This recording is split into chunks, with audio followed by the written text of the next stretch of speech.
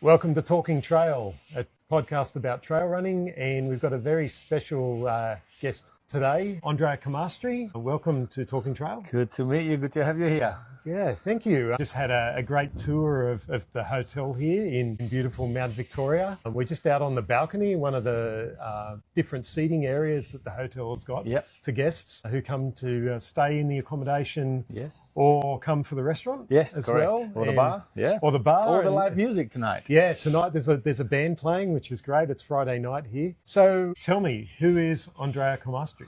Yeah, I am a 55-year-old, born in Italy, born and bred in Italy. I came to Australia now a long time ago. I've been in Australia for longer than I've lived in Italy. So I came when I was 24 years of age, married an Australian at the time, raised a family, 2 kids who are now 27 and 28 years of age.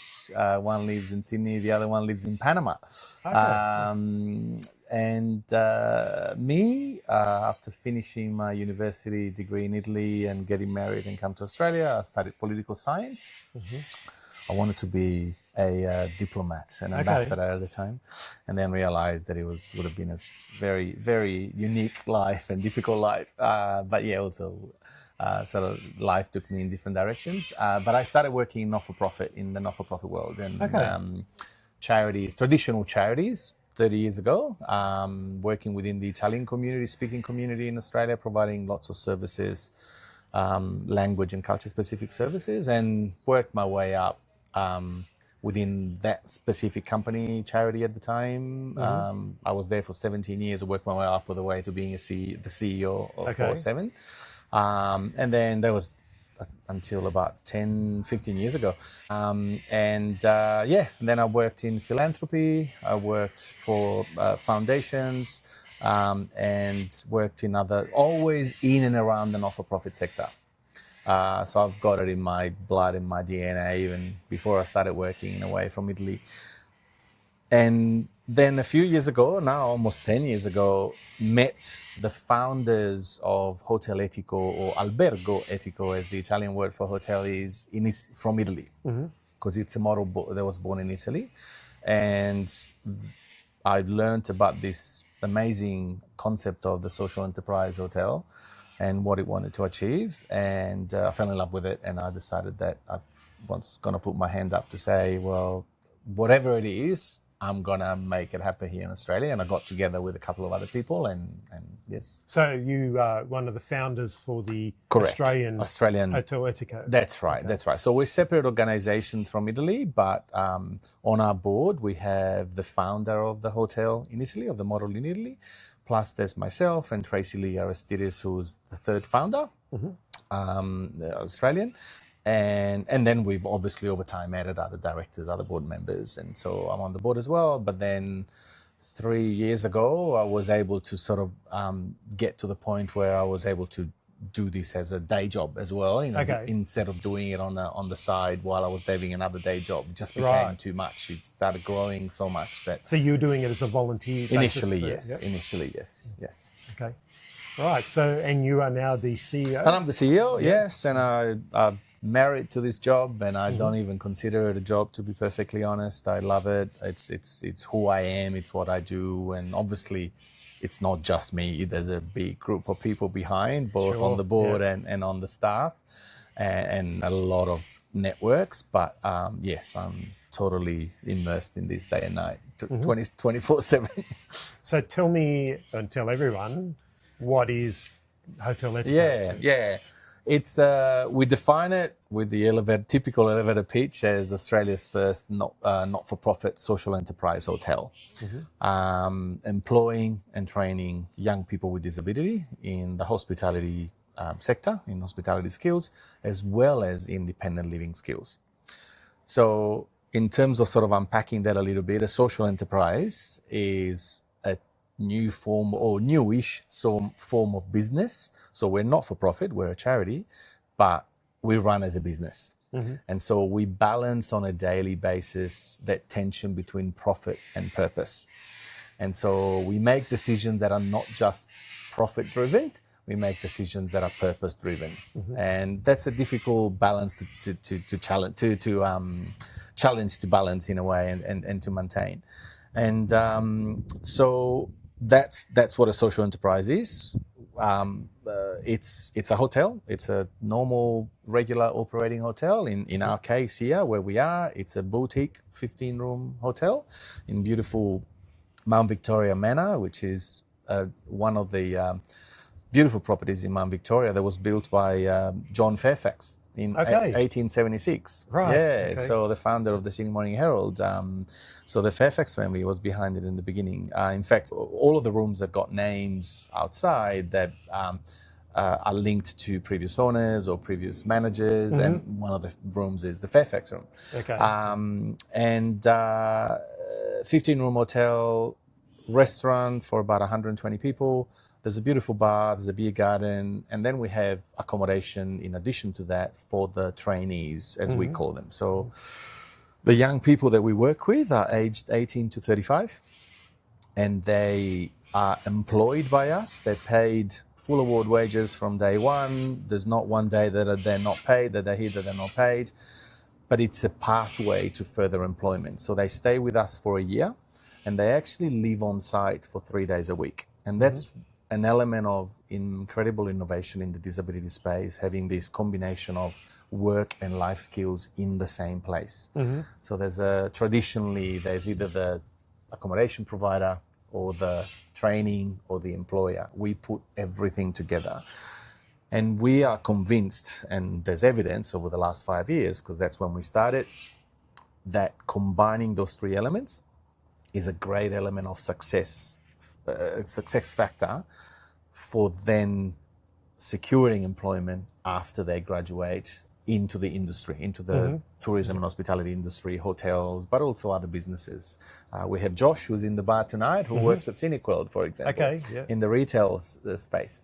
But we have someone working in a law firm in the internal catering cafe area and administration as well. We have someone working in a aged care facility, a reception. But for the majority, we then partner with hotels. Okay. So because when they're here, they learn front of house, back of house, bar, kitchen, restaurant, reception, housekeeping, all the skills that you need in a hotel. They specialize in an area or another, and they mostly sort of work and train in that area.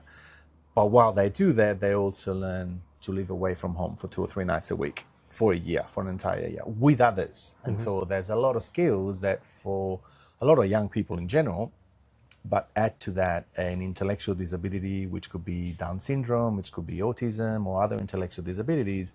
It's an added need and complication for them to learn. And it takes time, it takes need for support, it takes supervision and peer-to-peer support. Mm-hmm. And so when they're here, they learn how to cook, how to clean, how to iron their uniform, how to travel to work, how to travel from work, and just function in a real world environment away from home, as well as work. And so that combination is proving to be a great success factor. So 95% of our trainees have graduated, and 82% of the graduates have secured employment in the industry. And that for those that are listening or watching that have a bit of an understanding of the disability employment space. Traditionally, disability employment services and other sort of approaches achieve a success rate of about 25%. Wow, so 25 to 30. Yes, I know that. I'm aware that it's very tough. And it's very episodic and it's very short term. In our case, 82% has been very consistent. And they keep the jobs. For the majority, they've kept the job for 1 year, 2 years, 3 years, 4 years, or change job, but mm-hmm. keep being supported by us. So after they graduate, we help them find a job, support them secure the role, and we keep supporting them externally in hotels for as long as needed by them, as long as needed by the hotel or the employer, and as long as there's funding that can pay for that. And so we're there on a one-on-one basis. But the process is always to pull away and be less needed by the individual and by the hotel. Because then we also train the employers on how to work with people with disability. So we have a whole service offering of training courses for employers on how to work with people with disability, how to recruit, how to manage people with disability, how to train the trainer, language specific, disability etiquette, the do's and don'ts, and all this sort of things. So we work on the supply side of workers, but we also work on the demand side, which is normally missing in the disability employment space. That combination, plus the level of training that we do, is resulting in very, very good success rates. Yeah, okay. I mean, that sounds great. And it's obviously a lot more than just running a hotel. Yeah. And it's also, and running the hotel then gives us the context, not just to train, but to also change people's perspectives about disability. Because every single guest that comes through experiences disability in a very different context from what they usually experience. They either never had anything to do with disability, or they've seen disability as the old version of the sheltered workshop or a day program or an activity. Instead, this is an integrated work setting where people are paid fair pay, where people are working alongside people without a disability, they're trained and they're included. And so every single guest that comes through, if they need to change their mind, they do. And they become ambassadors of what we do. Yeah. And so there's a transformative element of what we do at a societal level and not just at an individual level. And then in addition to that, then there's the employer. So we try and change the industry to become the most inclusive in, tourism and employment and hospitality industry in the world. It's a big, hairy, audacious goal, yeah. But we like those goals and we work hard at it. Yeah. And the appetite that is being shown by the industry has been really encouraging. There's a lot of work to be done still, no doubt. But we partner with about 26, 28 at the moment hotels of the most well-known. You name a hotel and I say, yes, it's our partner. Hilton, Four Seasons, Shangri-La, Fullerton, Fairmont. We've had people doing also work experience, not just normal employment at Lilienfeld, for example, here in the mountains. Scenic World is an employer of ours. So there's a lot of partnerships that are really, really showing a lot of interest. And with our support, they go on a journey, which is really good. Excellent. And to support that achievement of those audacious goals, you've now got a couple of academies. Yes, absolutely. Tell me about those. Yeah, so as I said, we started this hotel in between the two lockdowns, 2020. It seems like a century ago now, right? But that was hard work, but it was an important sort of call that we made. And we ran this hotel and we're running this hotel ourselves, the operations and everything that goes with it. But we are now also taking a different path, an additional path of embedding academies of independence, as we call the academies where the trainees work and live in our hotel, inside other hotels. And so we've partnered with Jerry Schwartz Family Company and Trilogy Hotels, who some listeners may know are running and owning Fairmont and Lura Gardens Resort, as well as many other hotels around the country. And we have opened an Academy of Independence inside Lura Gardens Resort, and soon to be actually moved across to the site of the Blue Mountains Hotel Management School. So we're going to share that property. Okay. Which is a great synergy as well, because obviously it's a very important tertiary education in the hotel management space, and we provide that additional inclusive element of the training. And in addition to Lura Gardens, we now, literally next week, opening another academy in Canberra. So the same owners, the same operators own the Mercure Canberra Hotel, which is in Ainslie, not far from the War Memorial. Yep. And yes, I literally, half an hour before we started recording this podcast, I arrived back from Canberra, where I was with the team for the entire week to build furniture, to get deliveries of appliances, set up signs and everything, and cleaning and so on. Because basically one wing of the hotel has become the new academy, and it's dedicated to us. There's bedrooms for the trainees, there's offices, there's kitchen, common areas, and that's where they live. For the next 1 month, it will be their home, away from home, for 3 days a week. And then they go back home and they come back and they keep doing that for a year.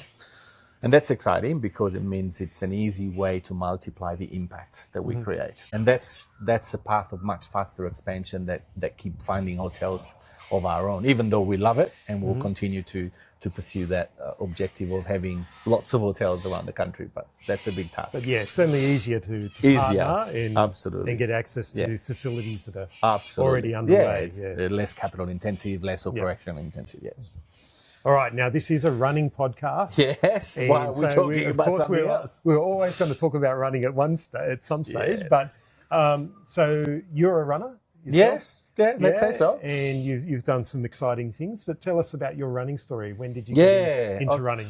It was obviously like most people, I guess, or many people anyway, like a midlife crisis type of thing, a transformation, going from, realizing that I was doing nothing in my 30s and gaining weight and sort of not really focusing too much on myself and starting to have some health issues in me and around me, and age kicking in and the doctor reading the number out of the cholesterol rising and all those sort of things. Yeah. So I said, okay, I need to start doing something. And so I started doing, I had a friend in Italy who is an incredibly strong runner, still, even at my age of 55, his same age. He ran New York Marathon for the last 30 years every year. Wow. And his best position is 20th. He did it in 2 hours 18. Obviously quite a few years ago now, 20 years ago, but he's been pushing me, pushing me to run, and I said, no. And then eventually he cracked me when my midlife crisis set in. And so I started running, and I started with a typical, 3-minute run, 1-minute walk, and the whole thing, and the next post, and the next thing, and then 10 kilometers. And then, after my first 10 kilometers, which was the Sun Run in DY, I did a nice bath. Then I was dying, like I thought I had, climbed Everest. And I'm sure there's a common story of a lot of runners, right? Yeah. And then 20 Ks, and then 30 Ks, and then first marathon. And then I discovered trail running, which I had no idea it existed. Even after a few months of running. And, so you were living in Sydney? Living in Sydney. And, Sydney Marathon was the objective. And I did Sydney Marathon at the time in 3 hours 45 or something, which I was really happy. Yeah, it's a decent time. And then I discovered 6-foot track marathon. I said, I'm going to do that. And so I did that, and I loved it. So what year was that? All my times. I started in 2014. Okay. Yeah, so about 10, 12 years ago. Yeah, something like that. 2013 maybe. And so 6-foot track done it 2 or 3 times, and then UTA, of course, and then so the 50, and then the 100, because you always want more. Yeah. So I did the 100 a couple of times, did the 50 a couple of times, did the 22. And then the next stage, and so then I got enough points to do TDS as part of UTMB. Yeah. So UTMB is really hard to get into. Yes. TDS is a little bit easier for some reason. At least it's a bit of an outlier, but it's actually bloody hard. It's actually more elevation per kilometer than UTMB. It's 146 kilometer of distance. Yeah, so it's almost the miler. That's right, but it's 9,700 meters of total elevation. Yep. So if you do the equivalence of per kilometer, there's more climbing and descending than UTMB itself. And it's very technical, very technical. So much so that I think a couple of years they had a fatality and they stopped the race. But I loved it. I love the technical stuff as much as now my body's starting to struggle with it. But I just love the tricky bits and the stairs and all the rocks and the things. So I really enjoy that. And it was great. It took me 36 hours to finish it, but I loved it. And it was a bit of a journey because I almost quit, 60% of the way in because of some sort of injury to my shin and stuff or tendons. And then, I had enough buffer and I started to do it again, to run after resting at an aid station for an hour and a half. I had a bit of buffer, some Panadol in, and started walking and started running, and then the adrenaline kicked in. And I had the best 50 kilometers of my life. But then I paid a big price because for the next, 9 months, I could barely run, I had to recover from the injury and so on. But I loved it. It was, it's amazing. That was 2019. Okay, so not that long ago. Not that long ago, and then it took me about a year of sort of trying to recover from a bit of an injury, and then work became so busy here. I did a lot, and life, a few other life challenges, and so over the last couple of years, I really haven't run much. I sort of pretended to start running again and dabble with it, and did a few things, which for the average person that doesn't run, it's already quite incredible because you do the 10Ks, 20Ks, 30Ks, you still do that stuff. But for someone that has done as much as I was doing, even though at an average, results, it's tough because how do I get back there, to that level? And how much hard work you need to put in. Yes. And so that's really tough. So that's me as a runner, I suppose. So I've done all the other races that pretty much everyone sort of talks about, like the old Tarawera 50. And then the Coastal Classics, and and then I did the Sydney Marathon a few years ago again after my first one. I did 3 hours 19, which I was really excited. At the time was a Boston qualifier, but I didn't sort of follow through on that. But so I was happy. Yeah. Excellent. Yeah. All right. So you've decided to take on a big challenge in support of these goals and the new academy. Absolutely. Yes. And you're wearing the shirt. I am wearing the shirt. Not only got the distance and the yes, that's right. The start and the finish, correct. But the name. So the name is the Long Run to Inclusion. Correct. Yes. And it is going to be from Mount Victoria to Canberra, a total of 400 kilometres. Yes. And that's in March. So it doesn't say, but it should probably say the long run walk. A little bit of walking for sure will be forgiven. Oh, absolutely. Well, you've done ultras, so you know, exactly, especially trail and mountain ultras. Exactly. Yeah, there's always forgiveness for but walking. It's really the run. It's really an excuse to provide the context for us to spread the message of Hotel Etico and disability inclusion and employment across the state.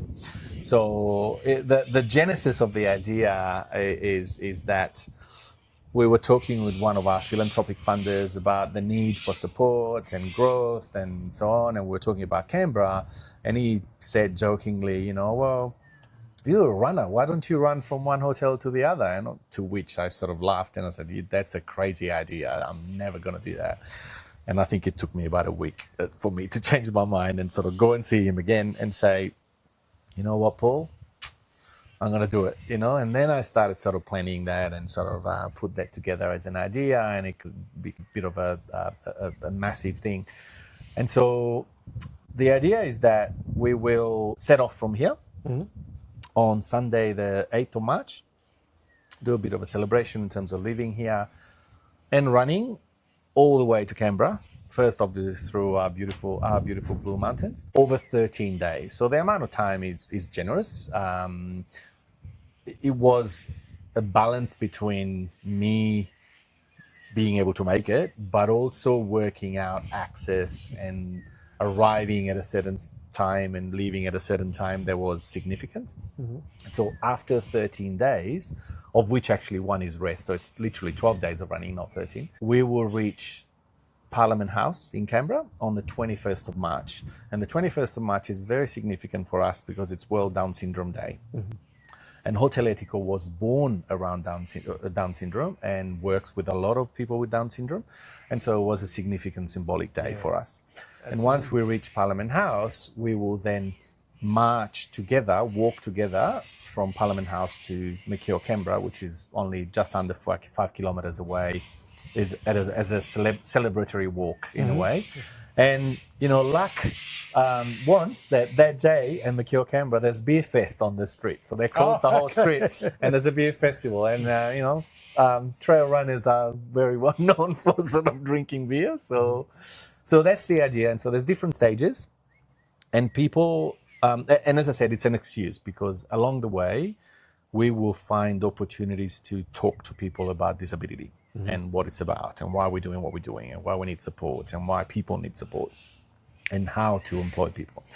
And so through talks and activations and barbecues or, things like that along the way, like a aid stations on steroids in a way, and either at the end of the day or along the way. And so we'll go, from here to Lura Gardens, through Scenic World, one of our employment partners, from there down to Penrith, through Glenbrook, and the Oaks Trail and St Helena's Trail, and down to Penrith, from Penrith to Western Sydney Airport, Western Sydney Airport to Camden Valley Inn, and Camden Valley Inn to Tamil to Barrel to Bandanoon to Marulan to Goulburn to Tarago to Queanbeyan, Bungendore to Queanbeyan to Parliament House. I chose the long way. One would say, well, why didn't you go the other way? Because it's a much straighter line through the bush or sort of thing. Apart from the fact that it's a little bit trickier, but I needed to meet people. The whole point was to have as many opportunities to meet people along the way as possible. So I'm trying, for example, to convince the people at the Western Sydney Airport to open the doors for us and have some activation in there. We will do most likely something at Penrith Pullman at the club, and at the club there we want to do something at Camden Valley Inn, and then along the way, Barrel and all the other areas. So we've got a lot in the pipeline that we're trying to sort of confirm to create activations. Some stages, as I call them each day, will be just me running. They're limited access, and so we've closed those bits. But then there's the opportunity to join virtually. So what we're about to launch is the possibility of registering. Well, you can already register virtually, but to run virtually, wherever you are, and run a distance. So what we're about to launch over the next few days, and probably by the time the podcast goes out, this will be live, is that you can register, and over the 6 to 8 weeks in and around the event, you can run yourself to Canberra virtually by adding up your kilometers that you run and see yourself on the map. So I'll probably give people a head start, because I'm hoping that also lots of lesser runners joining, and they can see themselves joining, running, and I'll try and catch some of them, and some of them I won't catch. But the idea is that we all get together in a way or another, in physical or virtually, to Canberra. I'm really hoping that, as many people as possible from the Blue Mountains can join, even though I am limiting the numbers very much to no more than 25. Okay. So I'm keeping each stage quite compact, because I don't want to sort of overcomplicate logistical aspects of it. And then also the other ones. Then obviously the last stage, I'm allowing 50 people, and then the finale march, as many people as they want, because it will be a big walk, and we'll sort of organise things to... And that's all on footpaths. That's all off the road anyway. Correct, but we won't be running or anything. We'll just be walking the last 4 kilometres. So if people want to take part and run alongside you and with the group, and with you, especially those first 2 or 3 stages, 4 or 5 stages, 4 or 5 stages, they need to register? They need to register. And then you'll know how many people have registered. Correct. And say it's capped out now. Correct. And there's already, especially for stage 1 and 2, there's quite a few people that have registered. There's not many spots available. Okay. But so once those are filled, the other aspect of participation is joining virtually. And so we are about to launch a new feature on Race Roster that we use as a platform to follow yourself on a map virtually by uploading the kilometers that you run or walk or swim or ride during a set period of time. And most likely we'll be opening that ahead of time to allow even runners that may run less than I do or we do to get to Canberra. And walkers even. And walkers, exactly. Because again, the run is just an excuse. It's not about Andrea running. It's not about the run. It's not like a physical challenge. The challenge is to make sure that the world is inclusive. This is just a metaphor in a way. And so we want that to be an excuse to raise people's attention and then register. So the physical run, there's a charge of $50 for each stage. which we think is fairly affordable. You can buy gear, you can buy merchandise, shirts, you can buy merchandise, you can buy a cap to support us. Whether you run or not, you can buy them anyway. Absolutely. And then obviously donation and raise money. If you run virtually, the entry is actually free, and then we encourage people to not just follow themselves on a map, but to promote the donations. And so you can create a team, you can donate or raise money individually, and donate as much as possible. You know, I'm happy for people to donate $10 or $10,000 and anything in between by themselves or as a, you know, peer-to-peer network. And every dollar counts because they add up. So I prefer to have 1,000 people involved in this donating a little bit each than 100 people donating a lot, because that's how you spread a message. It's about the power of community. About awareness. It's about awareness. It's about the movement. And so I'm hoping that a lot of runners get involved, a lot of walkers get involved, a lot of riders can get involved in a way or another, and also spread the word. And so, that's how to do it. I'm hoping that my body holds up all the way and leading to it. So, and happy to share how to get involved, how to join, how to find us as well. Yeah, so it will be via race roster is for the registrations. Correct. But the Hotel Etico website has a tab for the long run to inclusion. That's right. So you can find it there. So we'll put the links up on our podcast episode page. But how? Yes, well, I mean, probably the simplest way is just Google Hotel Etico or Google Long Run to Inclusion, and you'll get to us. But yes, hoteletico.com.au is the website, and we'll put also additional things on the website in the next few days anyway. Facebook and Instagram we use a lot. LinkedIn we use a lot. You can find us there, Hotel Etico Australia, easy to find, and we're sort of spamming quite a bit at the moment about the whole initiative. We have a Strava group. So if you search Long Run to Inclusion, there's already about 70 plus people in the group. But yeah, it's another way of sort of keeping in touch with how things happen. And that's about it. So yeah, over the next few weeks, we're also hoping to get some mainstream media and some media involved, and just spread the word. So get your family and friends and your running buddies together and throw out some challenges. And actually, something that we haven't said actually, Rob, is what the ultimate objective is to raise money and awareness about disability inclusion, but raise money to employ people with disability. So our objective, our big, hairy, audacious objective is to raise $400,000. $1 a step, roughly, over the 400 kilometers. $400,000 will allow us to literally employ 40 people in our program, because they work part-time during the program, and they will allow us then to train them and do everything we do with them. And so if you think about the effort of training, employing, and changing someone's life, I think it's worth the effort. It's worth the effort for me, and it's worth the effort for the community to just chip in and help us, because the impact that this has on transforming a person's life for good is significant. So $10,000 gets someone a year of That's training. Right. Yeah, a year of employment in a part-time role with us while they get trained. Yep. So it costs more than that, but that allows us to pay them their wage while they are doing the training program from the beginning to the end, and then set themselves up for a career in hospitality that changes their lives. There's plenty of stories. We'll be sharing lots of videos also in the near future of real stories of what our trainees have achieved, our graduates have achieved, which I challenge people not to sort of get a bit teary about, because they're amazing stories. Yeah, awesome. So really valuable for the community, really, as you said, changing people's lives. Yes.